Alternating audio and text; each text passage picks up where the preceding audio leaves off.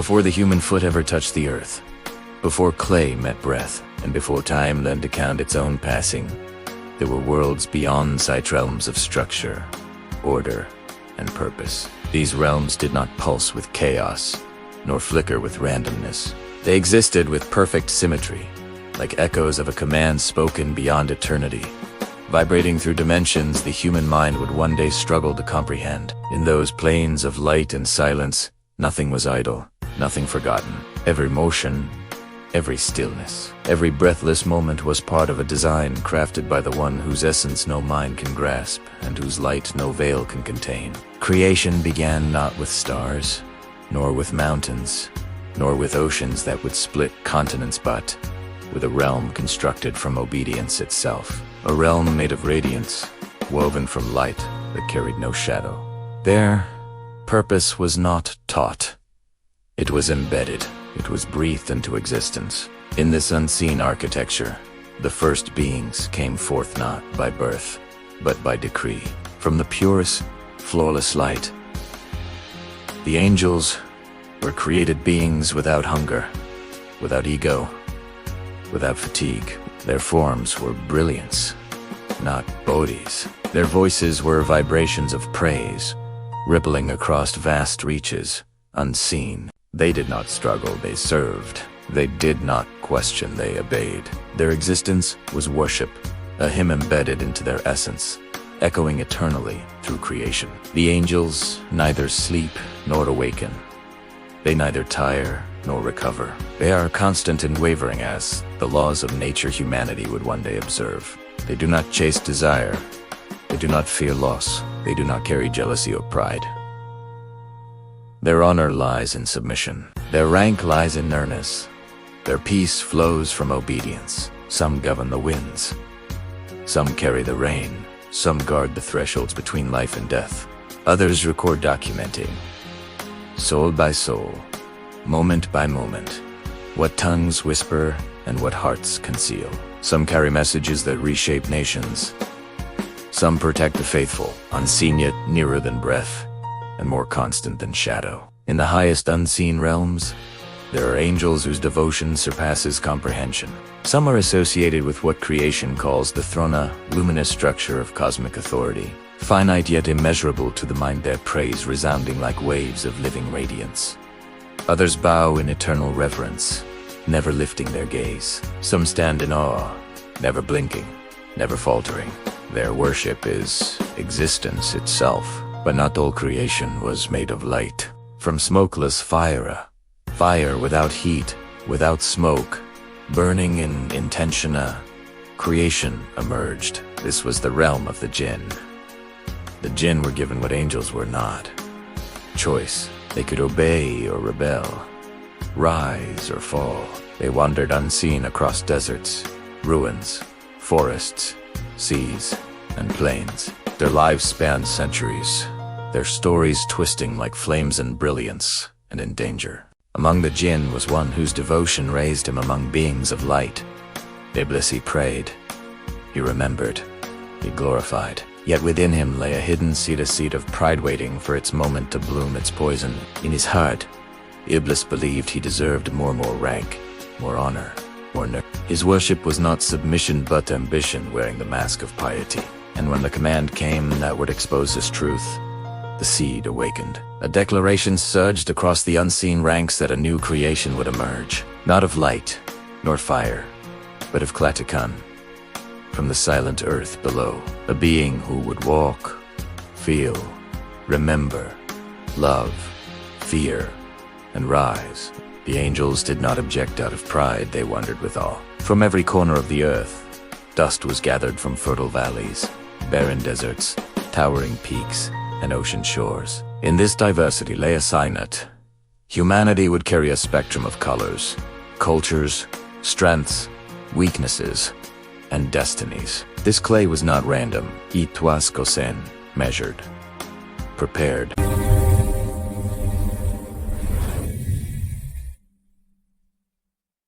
The clay was shaped into a form unlike any other, not a beast walking on four legs, driven only by hunger and instinct, not a creature of pure energy, unburdened by weight and flesh, but a being standing upright, eyes lifted toward the sky, hands capable of building and destroying, a chest housing both heart and soul. In that form was a delicate balance between strength and fragility, between body and spirit, between earth that would one day return to dust and a soul that would outlive worlds. For a time, that form lay still, a silent statue of clay, awaiting a command only one could give. The angels observed. They watched not with jealousy, but with reverent curiosity. Here lay a form that would soon speak, soon think, soon choose. They, who knew only obedience, were witnessing the beginning of a creature who would carry the burden of free will, a being who could remember or forget, rise or fall. In their silence was recognition that this creation would be a great trust, a responsibility unlike anything before. Then, when the moment arrived, when the form was complete, when every curve of clay was prepared for something higher, he breathed into it of his spirit. It was not air, it was not wind, it was consciousness, awareness, the power to know, to choose, to intend. The clay that once lay silent now carried a pulse. The still form became a living soul. In that first moment of life, the human being opened his eyes. He did not open them into chaos, but into order. He saw light, not as an infant sees, but as one awakening into existence. He saw shapes, colors, distance. He felt the weight of his own body, the rise and fall of his chest, the whisper of thought forming before language itself existed in his tongue. A question bloomed within him, silent yet immense. Where am I? What is this?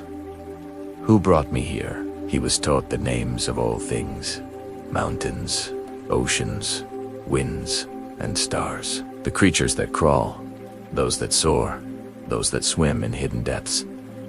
But he was taught more than vocabulary. He was given the ability to see patterns, to form concepts, to understand meaning beyond appearance, to see a river and know it as more than water, as a symbol of flow, sustenance, journey, to hear thunder and sense more than sound, to read power, aid, and warning. With knowledge came reflection, and with reflection came dignity. In the unseen assembly, the command was given: bow before Adam. It was not a worship of clay, nor of the created.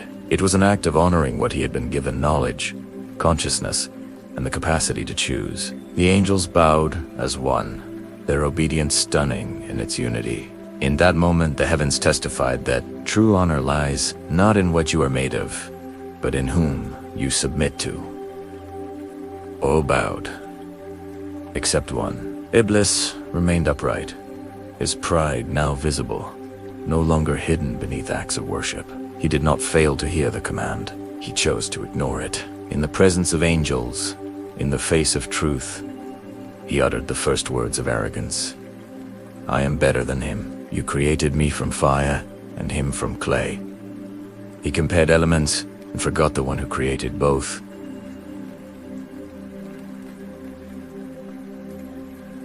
By his defiance, he fell from mercy, but he did not ask for forgiveness. He did not weep in regret. Instead, he asked for time, a delay, a chance not to return, but to ruin. He vowed to mislead those who would come from Adam's line, to decorate falsehood, to make sin appear beautiful, to whisper into hearts until they forgot why they were created. And yet, even in his rebellion, there was a limit. He could not force. He could only invite. The whisper does not shout. It does not tear open doors. It lingers at the edges of thought, arriving as suggestion, as justification, as a softer path. It tells the ego what it wants to hear, not what it needs to hear. It promises elevation, while quietly pulling downward. This would be humanity's test, to distinguish between the whisper of truth and the seduction of falsehood, between the call that leads upward and the one that drags into regret. But man was not meant to walk alone. From Adam's side, Eve was created not from his head to rule over him, nor from his feet to be trampled, but from near his heart, to stand beside him. Together they formed a pair, two halves of one human story, each carrying strengths and sensitivities that completed the other. In their bond was a sign that humanity was meant for connection, for companionship, for mercy. They were placed in a garden of unimaginable beauty. Shade without storm, provision without struggle, peace without fear. The trees bent low with fruit of colors unseen on worldly branches. The rivers were clear as thought, reflecting skies untouched by sorrow. They walked in a world without hunger's sting, without wars, smoke, without graves in the soil. Every blessing was open to them, save for one tree, one boundary, one command. It was not the tree itself that held power, but the meaning attached to it. It was a line drawn not out of cruelty, but out of wisdom. A test, not to break them, but to train them, to show that love is not merely a feeling, but a choice proved not only by saying yes, but by honoring no. Obedience, at its core, is trust. The whisper came, not with thunder, not with force, but with gentle invitation. It promised eternity. It promised a kingdom that would never fade. It suggested, you are missing something. You could have more. It played not on their hatred, but on their hope, their desire for nearness, for permanence, for forever. And so, step by step, the boundary that was once clear began to blur. Thank you for watching. If this story resonated with you, consider subscribing for more reflections on the human journey.